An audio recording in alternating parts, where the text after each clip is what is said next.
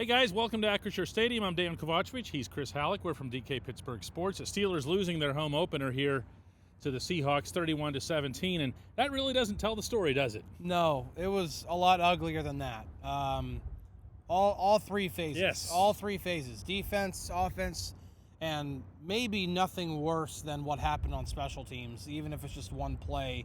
It spotted the Seahawks an entire touchdown in a critical moment in which it's still a one-score game. But, I mean, the offense couldn't get things going through the air. Specifically, the run game was better, but still hit and miss. And the defense just can't they give up more than 30 points. Well, I mean, the defense itself gave up 24 points, but still, it just bad. It's bad brutal. football. That was brutal. And there are three phases in football. If there were a fourth, it would be coaching. And I thought there were decisions that were made in this game that were dubious, in some cases beyond belief. I'm still bewildered by the punt from midfield. The crowd that was on hand was much more than bewildered. Yeah, they were booing pretty bad. That was not a common, boo, coach, we wish you'd go for it, happy kind of, No, that was nasty.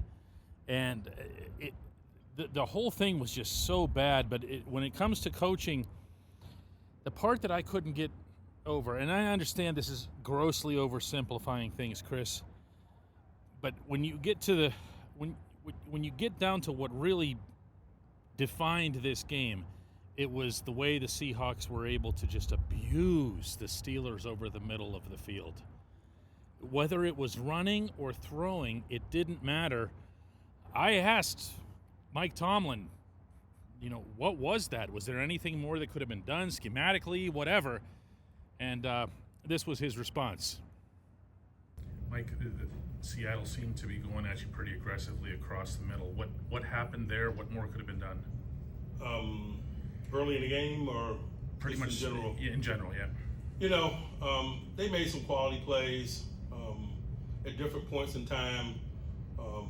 We absorbed some attrition and probably limited our communication and thus our call sheet. But that's just a part of the game. That's what you do. And so, you compliment them. Okay, he brought up injuries. He doesn't normally bring up injuries, but the Steelers legitimately had 3 starters missing before this game, all on the defensive side of the ball.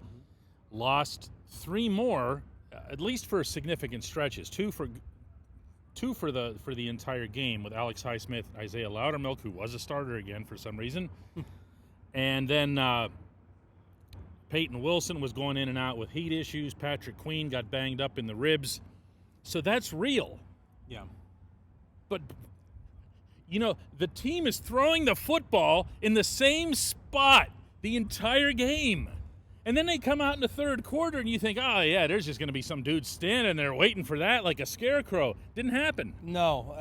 The fact, and the thing that really stood out to me today was it seemed like the defense would get a little bit overall they were better like defending the run and things like that, because they would get like a 1-yard stop here, no gain here, -1 there, 2 yards there, like a lot of those, but then 9-yard run, 11-yard run, 8-yard run on bad downs, and then nothing worse than having 3rd and goal at the 19-yard line and they allow a 19-yard touchdown run by Kenneth Walker.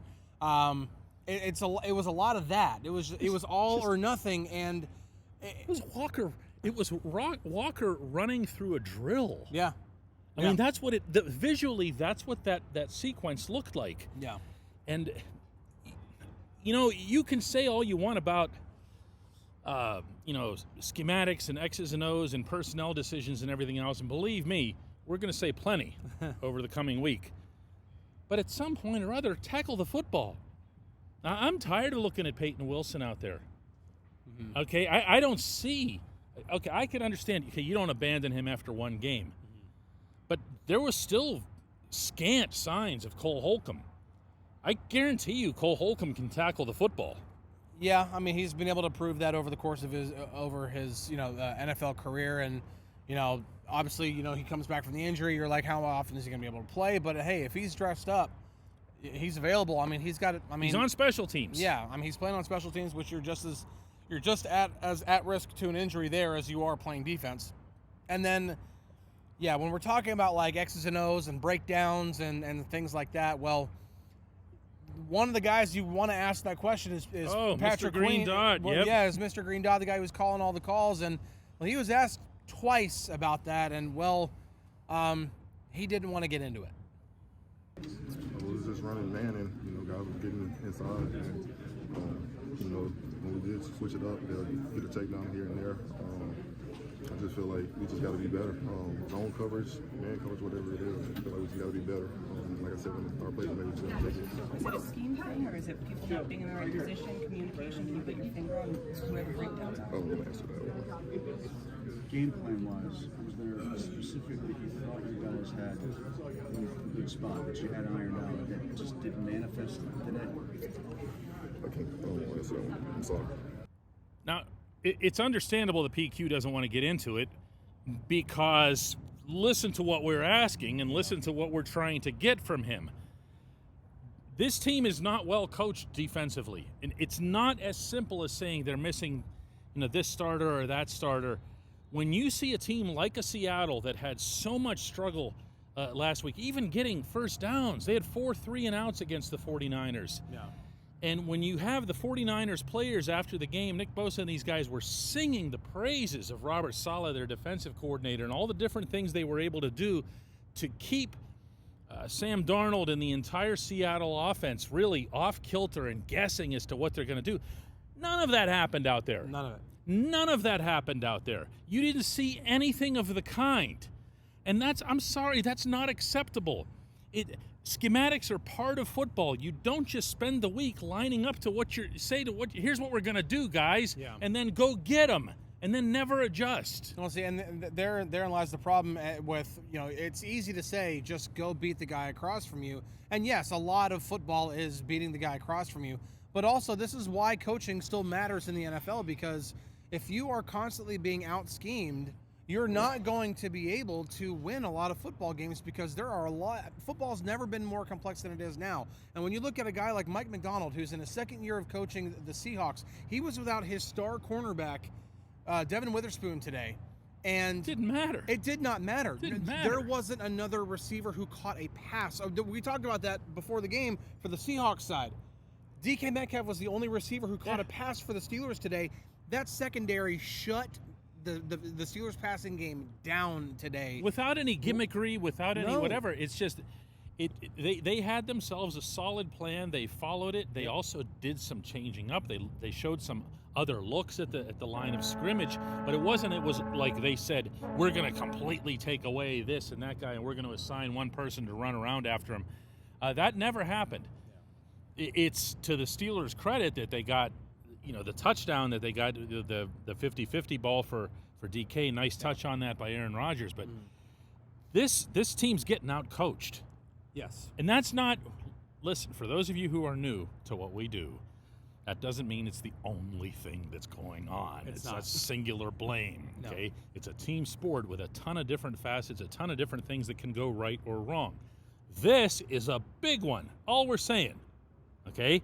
It is. But here's the thing. Mike Tomlin has not just said, but almost like borderline bragged about how it's like his job to give his players the answers to the test.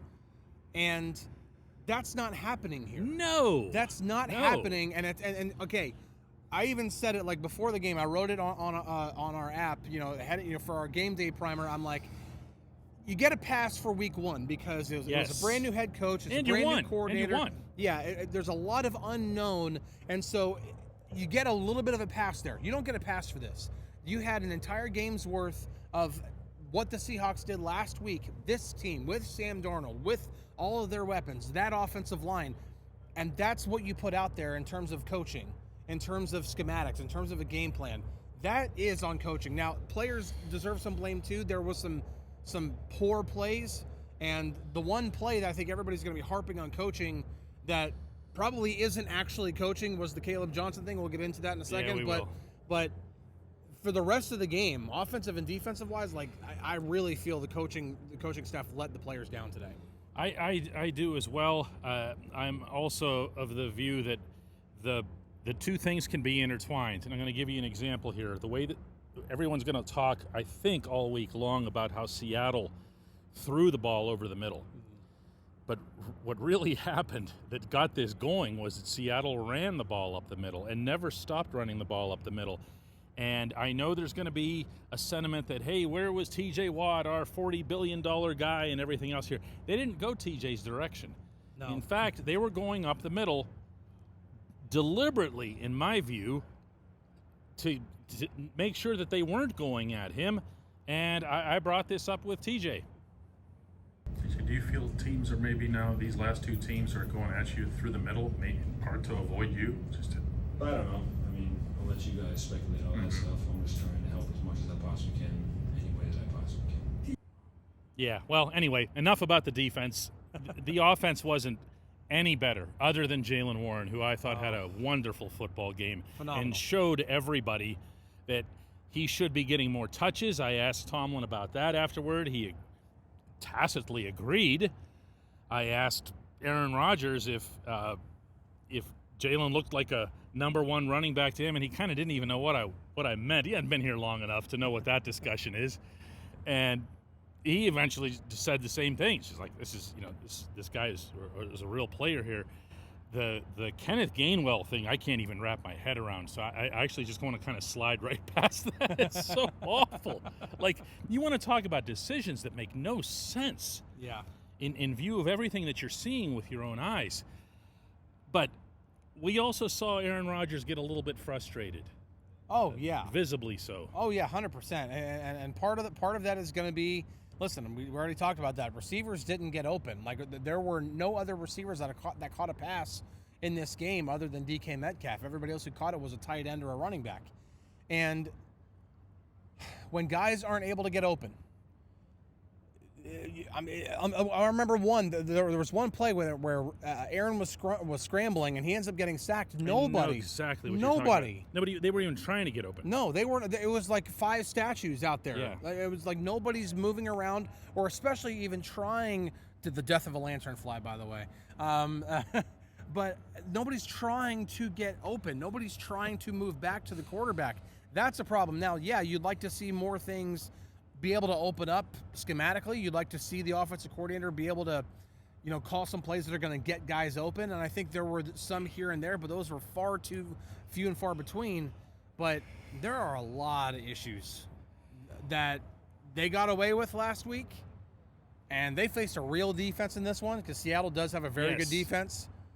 But that's this is not the only good defense the Steelers are going to play this year. They're going to play some other pretty good ones. Doing my job, I asked Rodgers about his visible frustration. He didn't seem to appreciate it much. And there were times in the game you looked like you were pretty spirited out there, maybe a little bit disappointed with stuff that was happening, whether it was with yourself or around. Is this starting to get a little frustrating? I mean, you're getting. No, it's week 2. I know, that's why I'm asking. It's week 2. I mean, it's good for us.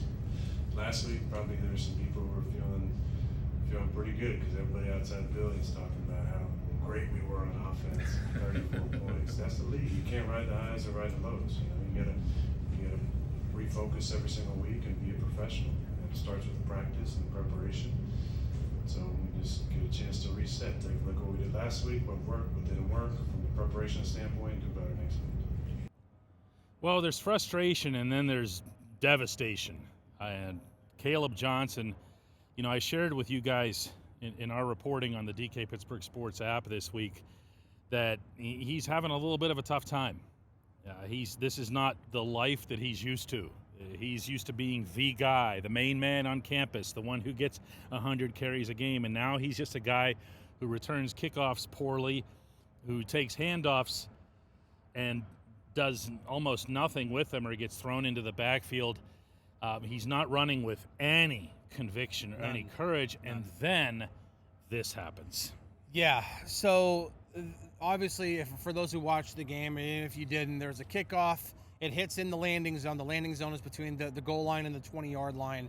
The ball has to be recovered. You cannot just let it bounce into the end zone. You have to recover the football. Unless it goes out of the end zone or out of bounds. Well, yeah, out of bounds. But if it is in play, and that in play is still in the end zone, the ball has to be recovered. And he doesn't not only like not recover it, he just stands there and just lets it sit there. No, and the Seahawks go and they pounce on it and they get an easy touchdown. He blew it. And this isn't gonna be one of those you pin it on Danny Smith or Mike Tomlin. I thought the coaching was awful in this game, but I don't think I agree with Chris that was a facet of it. Mike Tomlin was asked about, do you teach this or whatever? He said only every day of our lives. Yeah. I mean, this isn't one of those hidden rules or whatever. The kid had a brain cramp, and I'm way more concerned about the other stuff that I see with Caleb Johnson than I am with that play. Yeah, well, see, but I think that play is endemic. Yeah. Of what we are seeing from Caleb Johnson from the very first time he stepped in an NFL stadium in that preseason game in Jacksonville. Just no conviction, no confidence. He's thinking way too much, and you literally, what's the phrase, paralysis by analysis? Literally just got himself overthinking to the point where, I'm just going to stand here, the play's dead, it's over, and like, but that's not it. But here again, though, that's not it. Yeah. It's like you saw the kickoff return that he had before that, were you? Okay. He's just running sideways. It's like, where are you going? Where were you going? He was running to the press box. He was coming our direction. We're like, we don't need anything, man. and not only that, but he wasn't running. No. He was kind of like, look like this, and then looking for a place where he could turn up, and then just went, eh. Yeah, this is not like if you go back and you watch his tape at Iowa, this is not the same guy. It's not the same person. It's just not. Yeah, I mean, there's no confidence, there's no conviction, there's no it looks like it looks like just a lifeless being out there. Yeah. It's what it looks like, and I know it sounds harsh, but here's what the kid had to say. He did stand up after the game and answer questions. For me, I made a mistake. Got to stick on to it, move on, and just continue to get better every day. Did the ball touch your hand, arm? Yeah, I just got to get better every day. That's all I have to say about this. And I guess on me from the team, I just got to just go in there every day now and just work my hardest now. Even more. My chip on my shoulder. Were you just not sure of the rule? If I wasn't sure, if I was sure, it doesn't matter. I still got to do what I got to do, and I still got to go in there and execute the way it needs to be executed. How tough is this for you personally? I just got to stick to it and move on. It's part of football and a part of life. Yeah, what did the coaches say to you when you came over? None. Just move. Got to move on with it. How do you do that? How do you flush this out when you're about to just don't think about it and just keep on moving. We got a long season.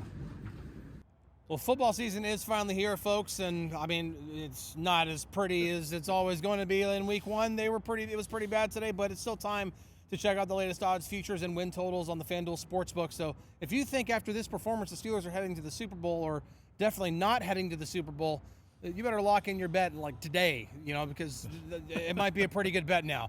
Whatever your game, FanDuel Sportsbook delivers the latest lines, features, and specials so you can join in on all the action. Now, there is something to be said for Rodgers' semi-snarly response when I asked him about, being a little heated out there at times. And that's that the point that he ended up making was a good one, which is that it is week 2.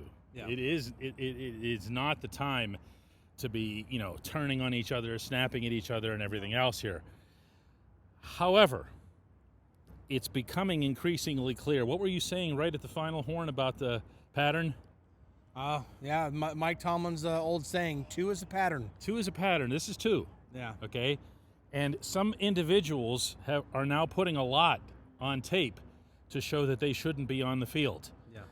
And I don't believe any more than you believe, and maybe you believe, that those changes are going to happen. I don't think you're going to see Broderick Jones get benched. I don't think you're going to see they're just going to come out and do the same thing again next week in Foxborough, because anything else is just admitting that you're wrong or that you were wrong. Yeah, and the thing is that the NFL playbooks, both on the offensive side and defensive side, are so complicated that there's no, let's start from scratch. You don't get to Not go. now. You don't get to go. This isn't Madden where you get to go and choose a new playbook, and then just the players magically know how to execute all the plays because they're computers. No, these are the playbooks that you have. This is the coaching staff that you have. Even if things get so bad, and Mike Tomlin pulls the whole surprising fires Terrell Austin thing in the middle of the season, which isn't happening.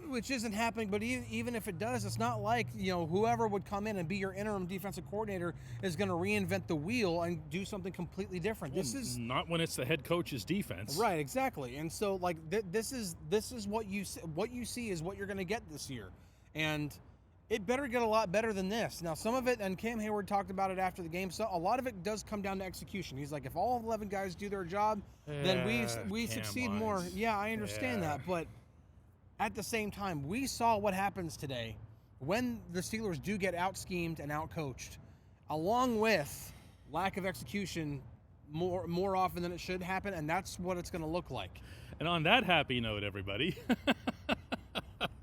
we'll be in Foxborough next week. We'll be hooking up with you tomorrow, first in the morning with my daily shot of Steelers, and in the afternoon with our double shot. And just like that, the Gateway Clipper fleet lets us know that this show is over. We'll talk to you guys soon.